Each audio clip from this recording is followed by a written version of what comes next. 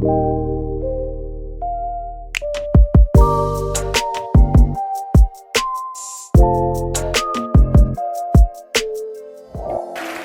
what kind of crazy dream would persuade you to think of trying to take on the auto industry and build an all-electric car? Well, it goes back to when I was in university. I thought about what are the problems that are most likely to affect the future of the world, or future of humanity. I think it's extremely important that we have sustainable transport and sustainable energy production. That sort of overall sustainable energy problem is the biggest problem that we have to solve this century. Independent of environmental concerns, in fact, even if producing CO2 is good for the environment, given that we're going to run out of hydrocarbons, we need to find some sustainable means of operating. Most of American electricity comes from burning fossil fuels. How can an electric car that plugs into that electricity help? Right.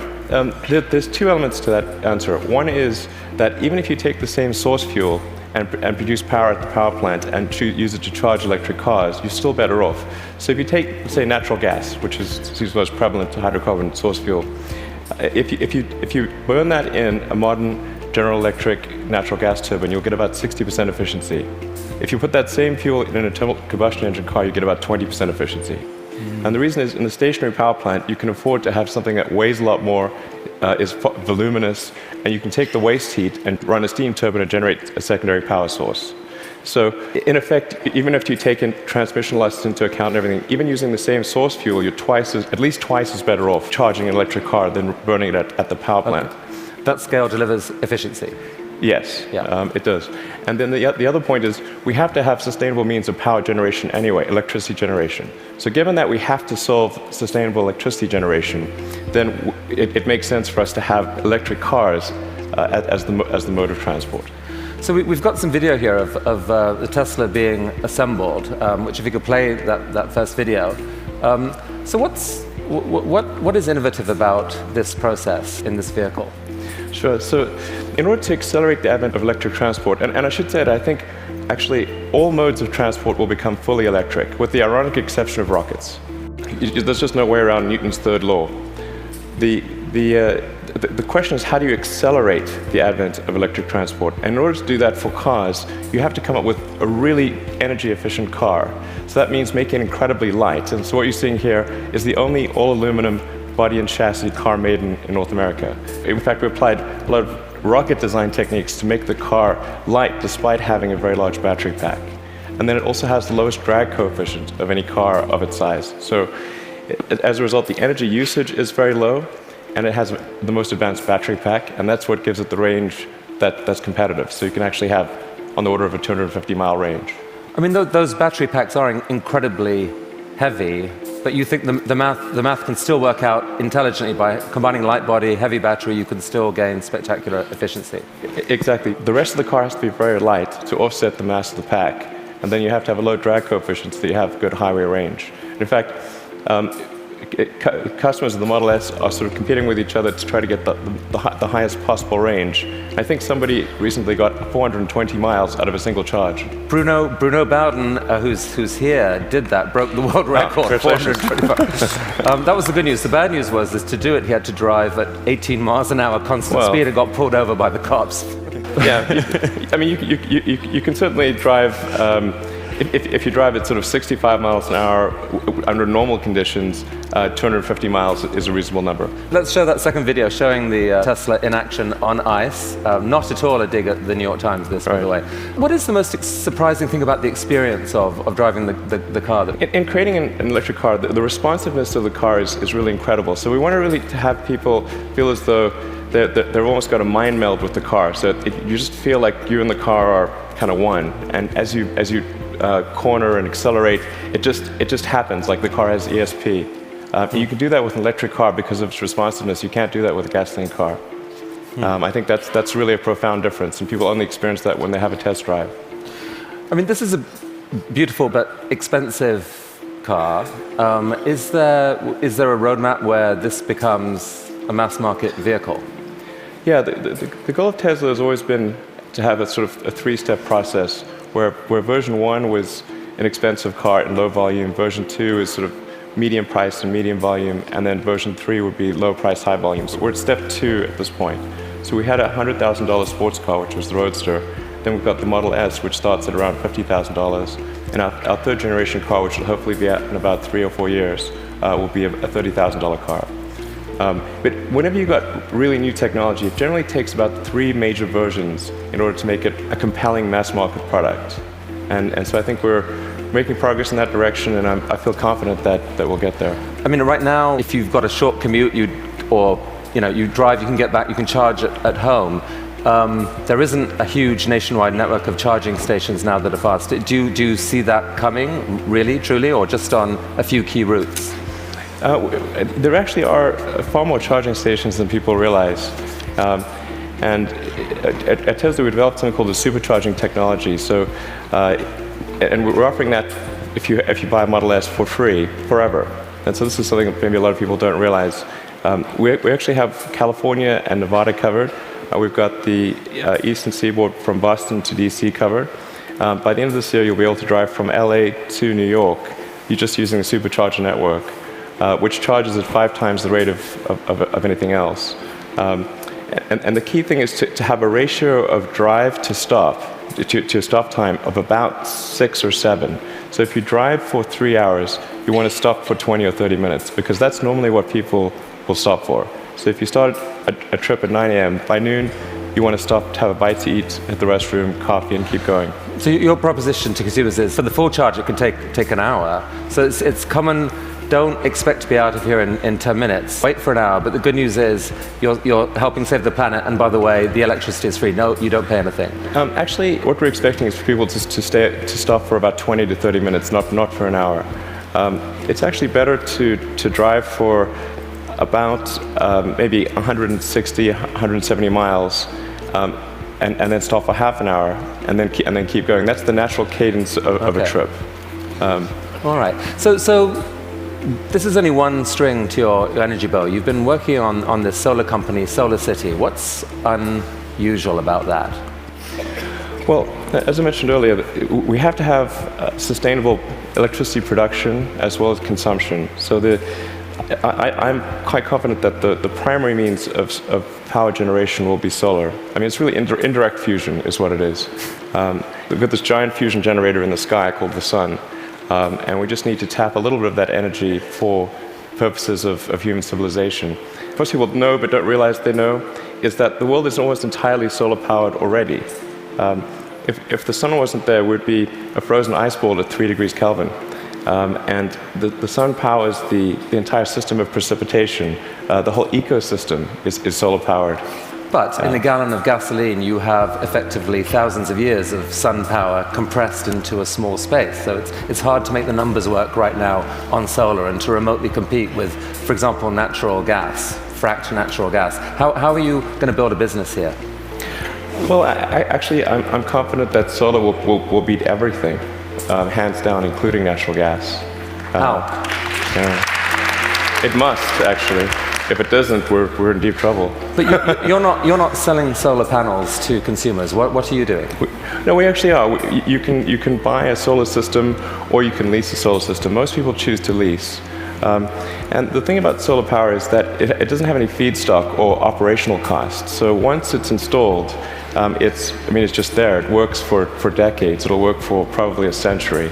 And this is so therefore the key thing to do is to get the cost of that initial installation low, and then get the cost of the financing low. So because that interest, those are the two factors that drive the cost of solar, and we've made huge progress in that direction. And that's why I'm confident we'll actually beat natural gas. So your current proposition to consumers is, don't pay so much up front. Pay zero up front. We will install panels on your roof. Yes. You will then pay. How long is a typical lease? Typical leases are 20 years. But the value proposition is, as you're sort of alluding to, quite straightforward. It's no money down, and your utility bill decreases. So Right. it's a pretty good deal. So that seems like a win for the consumer. No risk. You will pay less than you're paying now. And for you, the dream here then is that, I mean, who owns the electricity from those panels for the longer term? I mean, how do you, the company, benefit? Well, essentially, SolarCity raises a chunk of capital, and from say a company or a bank. Google's one of our big partners here, and they have an expected return on that capital. With that capital, SolarCity purchases and installs the panel on the roof, and then charges the homeowner or business owner a monthly lease payment, which is less than the utility bill. But you yourself get a sort of long-term commercial benefit from that power. You're kind of building a new type of distributed utility. Exactly. What it amounts to is a giant distributed utility. And I think it's a good thing, because utilities have been this monopoly and people haven't had any choice. So effectively, it's the first time there's been competition for this monopoly, because the utilities have been the only ones that own those power distribution lines, but now it's on your roof. So I think it's actually very empowering for homeowners and businesses. And you really picture a future where a majority of power in America, like within a decade or two, or within your lifetime, is solar? I'm extremely confident that solar will be at least a plurality of power, and most likely a majority. And I predict it will be a plurality in less than 20 years. I'd say I made that bet with someone. The definition of plurality is? More from solar than any other source. Who did you make the bet with? With a friend who will remain nameless. But, just between us. And I made that bet, I think, 2 or 3 years ago. So in roughly 18 years, I think we'll see more power from solar than any other source. All right, so let's go back to another bet that you made with yourself, I guess. I mean, a kind of crazy bet. You'd made some money from the sale of PayPal. You decided to build a space company. Why on earth would someone do that? Got that question a lot, that's true. People would say, did you hear the joke about the guy who made a small fortune in the space industry, and he, obviously started with a large one as the punchline. And so I tell people, well, I was trying to figure out the fastest way to turn a large fortune into a small one. And they'd look at me like, oh, is he serious? And strangely, you were. What happened? It was a close call. I mean, things almost didn't work out. We came very close to failure, but we managed to get through that point in 2008. The goal of SpaceX is to try to advance rocket technology, and in particular to try to crack a problem that I think is vital for humanity to become a spacefaring civilization, which is to have a rapidly and fully reusable rocket. Would humanity become a spacefaring civilization? So that was a dream of yours in a way from a young age, or like you dreamed of Mars and beyond? I did build rockets when I was a kid, but I didn't think I'd be involved in this. It was really more from the standpoint of what are the things that need to happen in order for the future to be an exciting and inspiring one. And I really think there's a fundamental difference if you sort of look into the future between a humanity that is a spacefaring civilization that's out there exploring the stars on multiple planets. And I think that's really exciting. And compared with one where we are forever confined to Earth until at some eventual extinction event. So you've somehow slashed the cost of building a rocket by 75%, depending on how you calculate it. How on earth have you done that? NASA has been doing this for years. How have you done this? Well, we've made significant advances in the technology of the airframe, the engines, the electronics, and the launch operation. I mean, there's a long list of innovations that we've come up with there. That they're a little difficult to communicate in this talk, but because, not least because you could still get copied, right? I mean, you haven't patented this stuff. It's really interesting to me. You didn't patent because you think it's more dangerous to patent than not to patent. Since our primary competitors are national governments, the enforceability of patents is questionable. It's really interesting. But the big innovation is still ahead, and you're working on it now. Tell us about this.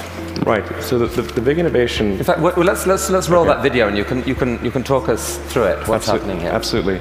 So the thing about rockets is that they're all expendable. All rockets that fly today are fully expendable. The space shuttle was an attempt at a reusable rocket, but even the main tank of the space shuttle was thrown away every time. And the parts that were reusable took a 10,000-person group 9 months to refurbish for flight. So the space shuttle ended up costing $1 billion per flight. Obviously, that doesn't work very well for... So what just happened there? We just saw something land? That's right. So it's important that the rocket stages be able to come back, to be able to return to the launch site and be ready to launch again within a matter of hours. Wow. Yeah. Reusable rocket. Yes. And so what a lot of people don't realize is the cost of the fuel, of the propellant, is very small. It's much like on a jet. So the cost of the propellant is about 0.3% of the cost of the rocket. So it's possible to achieve, let's say, roughly 100-fold improvement in the cost of spaceflight if you can effectively reuse the rocket.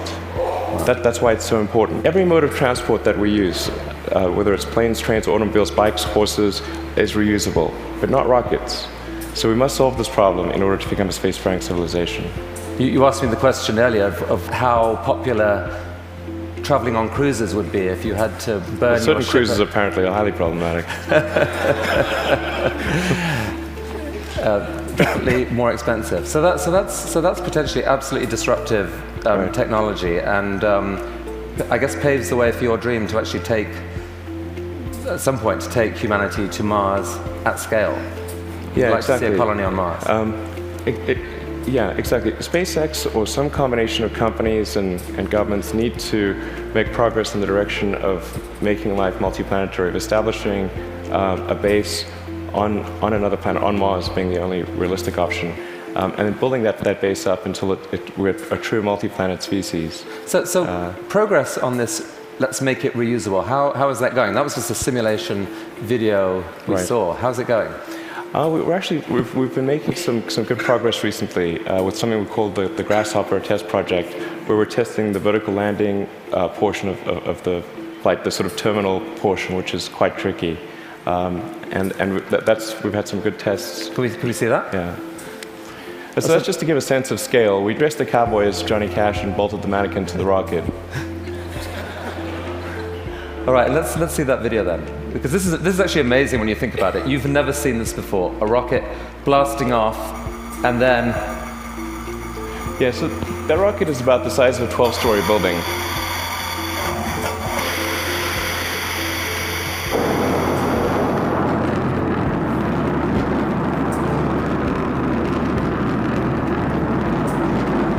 So now it's hovering at about 40 meters. And it's constantly adjusting the angle of the pitch and yaw of the main engine and maintaining roll with cold gas thrusters.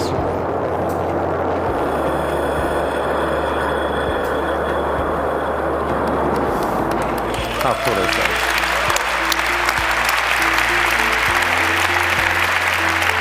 Elon,